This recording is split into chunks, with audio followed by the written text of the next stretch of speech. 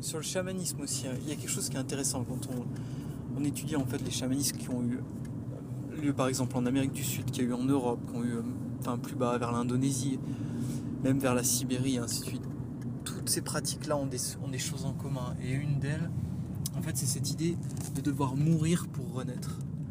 Cette idée à un moment de dire que le pratiquant, ou du moins la personne qui s'engage dans le chemin, va devoir affronter en fait comme une renaissance, de renaître. Et beaucoup en fait des pratiques, que ça soit d'endurer la faim, d'endurer certaines plantes, d'endurer certains effets, même sur la conscience et tout, ouais, c'est d'arriver à chercher cette renaissance.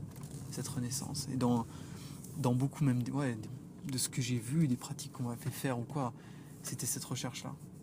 Cette recherche de dire, tu vas passer par cette expérience, par exemple, de sudation, d'aller se mettre dans une rivière ou peu importe, il faut que tu arrives à sortir différent.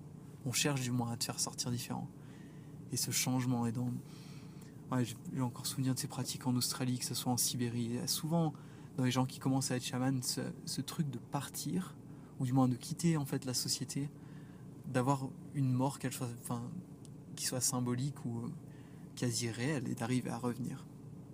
D'arriver à revenir et d'arriver à essayer en fait de toucher quelles sont les extrémités en fait du monde qui nous entoure, à transcender en fait l'espace entre la réalité et ce qu'on pourrait appeler l'invisible, pour devenir un pont entre les deux, et du coup comme un médium entre ce qu'on voit et ce qu'on ne peut pas voir. Et ça, c'est un des rôles du chaman.